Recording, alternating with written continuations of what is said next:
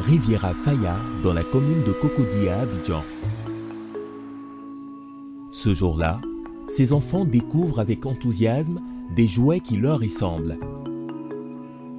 Elles s'appellent Mouna, Aya ou encore Adjoba, des prénoms répandus en Afrique. C'est qui ça? C'est ta copine, elle s'appelle comment? Aya. Aya. Aya, tout le monde a eu son cadeau. La conceptrice, c'est Sarah Koulibaly. Son entreprise, Naïma Dolls, se positionne comme la première marque de jouets en Afrique. Ce matin, elle a réuni des enfants pour participer à une séance photo avec quelques produits de la marque. Le but de la séance, c'est de déjà continuer à avoir du contenu pour nos réseaux, mettre les enfants en contact avec les produits directement, donc leur permettre vraiment de se familiariser avec les produits, de voir aussi ce qu'ils aiment et ce qu'ils n'aiment pas. C'est une bonne façon de pouvoir tester en réalité leurs réactions. Et à côté de ça, on est en train de préparer certaines activités, donc notamment Roseau Vacances, où on intervient cette année comme sponsor, c'est la 2e année. Et tout ce contenu-là va nous permettre de pouvoir préparer notre saison en cours. Un contenu que Sarah Koulibaly a réussi à diversifier au fil des années. T'es content? Et toi, t'es contente?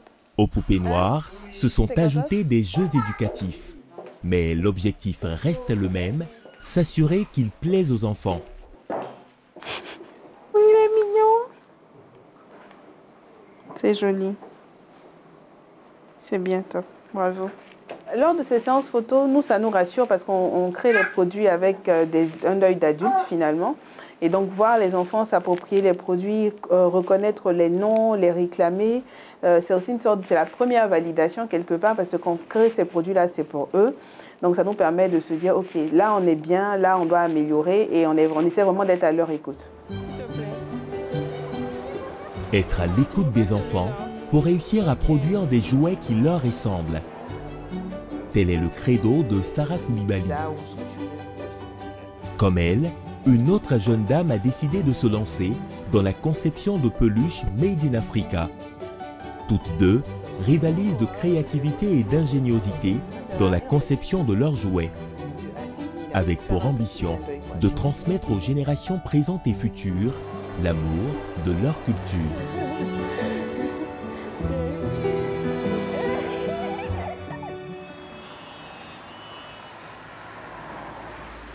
Cet après-midi, nous suivons Hassana Diaby chez l'une de ses fournisseurs de Pine Wax. Oui, bonjour Tonton Aïcha. Je suis là. Maman, donnez-le. Je suis là, t'inquiète. Le pagne, c'est la matière première pour la confection de ces peluches africaines. J'aime bien le verre qui est là-bas. Là. Oui, ça. C'est trop joli. Ceux qui utilisent plus mes peluches, ce sont les enfants. Les enfants, plus c'est colorié, plus ils aiment. Donc, quand je viens sur le marché, je cherche des pagnes aux beaux motifs, aux belles couleurs et meilleure qualité aussi. Acheter des pagnes attrayants et de qualité à des coûts raisonnables surtout. C'est l'objectif d'Hassana lorsqu'elle vient en magasin.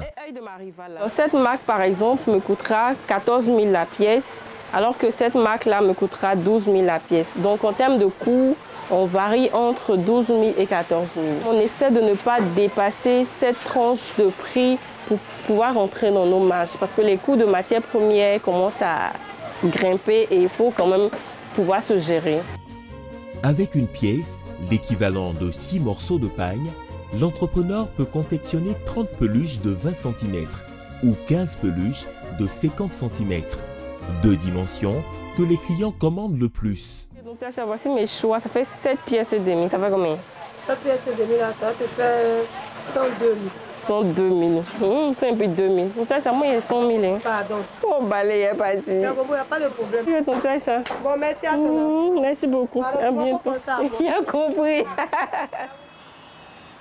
Le lendemain matin, direction son atelier de production. Coucou les filles. Les 300 nounous de Madame Latte, là, on doit livrer la semaine prochaine, donc il faut qu'on accélère. Oui, okay. Qu'on accélère, je compte sur vous. Chaque jour, Hassana et ses couturières s'attellent à produire des doudous pour le marché local et international. Un travail minutieux.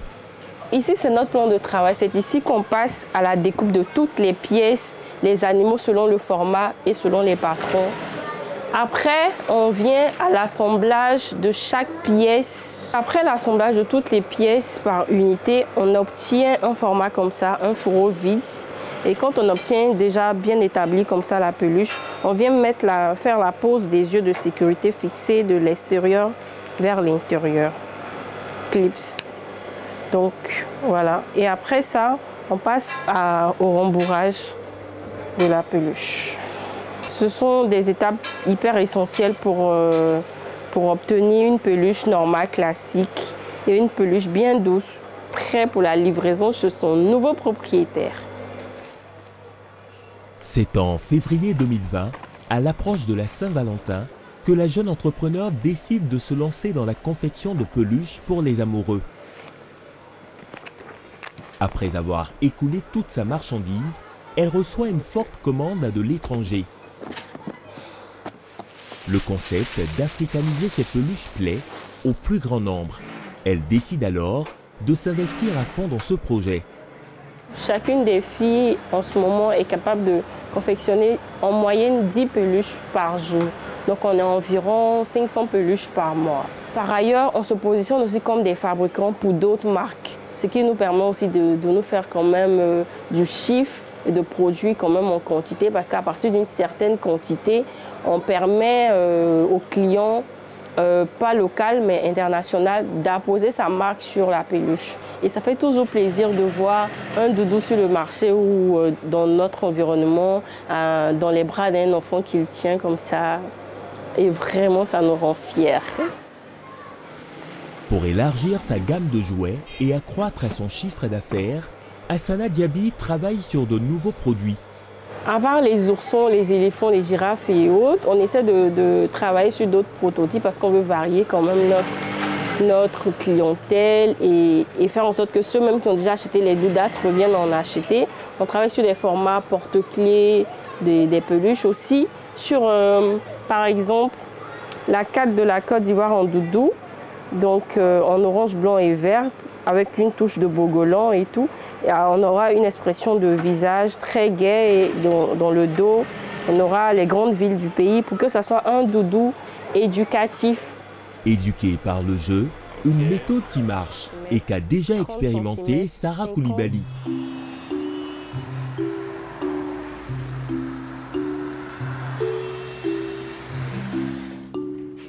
Aujourd'hui, nous la retrouvons à ses bureaux. La chef d'entreprise, pionnière dans l'industrie du jouet Made in Africa, travaille toujours sans relâche pour maintenir le cap et ancrer les valeurs de sa marque dans l'esprit de tous. Récemment, elle a participé au Salon international du jouet en Chine, avec pour objectif d'être au contact des producteurs et des autres marques internationales. On est dans une industrie qui est nouvelle, en Côte d'Ivoire et en Afrique de manière plus générale.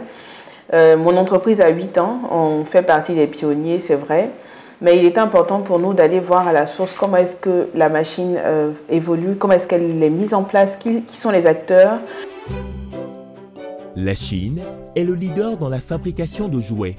80% de la production mondiale de jouets vient du géant asiatique. Sarah Koulibaly ne cache pas son désir de voir une usine de fabrication de jouets sortir de terre en Côte d'Ivoire dans les années à venir. Mais la femme d'affaires est consciente des nombreux défis qu'il faudra relever. Une unité de production est égale à un marché suffisamment mature pour pouvoir absorber cette production-là. Une unité de production est égale également à une main-d'œuvre en capacité de pouvoir faire la production. Et quand on est sur quelque chose de totalement nouveau, comme dans notre cas, 99% des populations n'ont jamais travaillé sur une unité de jouets, donc elle est en totale incapacité de faire tourner cette usine-là. À défaut d'usine, Sarah Koulibaly a vu tout de même sa capacité de production croître au fil des années. Conséquence, elle a pu réduire le coût des jouets. Beaucoup de gens se plaignent du fait que les jouets africains, les poupées noires sont trop chères. On l'entend partout et je le sais. Nous, quand on a commencé Naïma Dolls, les premières poupées étaient à quasiment 39 000 francs CFA. Mais ce n'est pas parce qu'on était trop gourmand, c'est parce que le volume qu'on faisait ne nous permettait pas d'avoir les produits à un bon prix. Donc aujourd'hui, ce qu'on a eu à faire pendant ces 8 années, donc les produits qui étaient quasiment à 40 000 francs CFA, aujourd'hui coûtent 19 000 francs CFA. Et chaque année, le coût des produits baisse. On essaie de faire en sorte que ces volumes qu'on arrive à atteindre, qui nous permettent de baisser les coûts de production, puissent directement toucher le client en ayant des produits plus accessibles. Donc on est passé de produits qui coûtaient les montants que j'ai dit tout à l'heure à des produits aujourd'hui, d'un produit entrée de gamme à 2 300 francs CFA à des produits plafonnés à 25 000 francs CFA. Mais les produits à 25 000 francs CFA, ce sont des produits très élaborés. Avant, on n'avait qu'une seule poupée sans rien. Aujourd'hui, on a des accessoires qu'on est encore en train de travailler. Un travail qui se déroule sur le poste d'à côté. Ça avance sur les travaux là? Oui, ça avance. Tu en es où? Donc, je suis sur le packaging de la poupée qui est à la plage. Ok. Là, il faut mettre bienvenue à Assigny. Change de l'autre côté. Tu m'as assigné aussi. Je veux qu'on fasse un clin d'œil. On travaille sur les packaging de la nouvelle collection, les nouveaux produits qui seront en magasin à partir du mois de novembre, octobre-novembre, par là, pour le gros pic de la fin de l'année. On est aussi en train de finir de valider les nouveaux jeux de société qui vont sortir cette année. Donc l'année dernière, on était allé sur de la 3D. Cette année, on va aller sur d'autres concepts, toujours dans la valorisation de la culture africaine et dans l'éducation par le jeu. Dans son processus d'évolution, Naïma Dolls s'inspire des grandes marques internationales en se diversifiant tout en gardant son authenticité.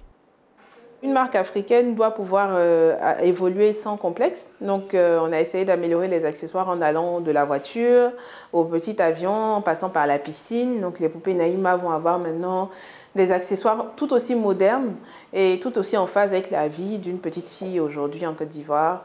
Que ce soit une poupée qui fait du sport, qui apprend à jouer à l'ordinateur ou qui simplement a un vélo, les poupées de cette année vont encore plus se rapprocher de la réalité de la vie d'un enfant. Donc il fallait qu'on ait des boîtes qui soient suffisamment colorées, suffisamment attractives pour plaire aux enfants tout en gardant notre identité.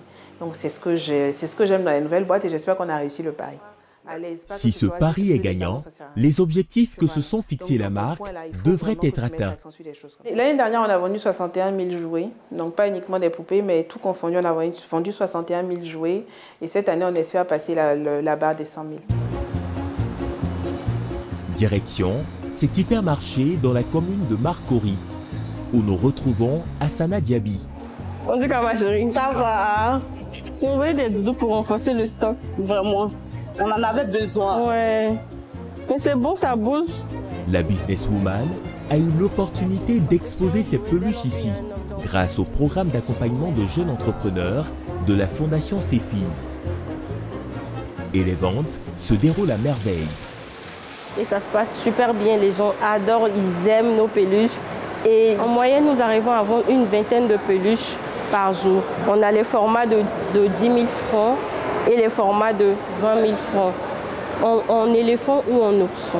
Les clients, que ce soit nationaux ou internationaux, apprécient vraiment nos peluches. Surtout l'éléphant, car il rappelle notre beau pays, la Côte d'Ivoire. C'est ça. Merci. Merci. Mais oui, on peut prendre ça pour lui, non?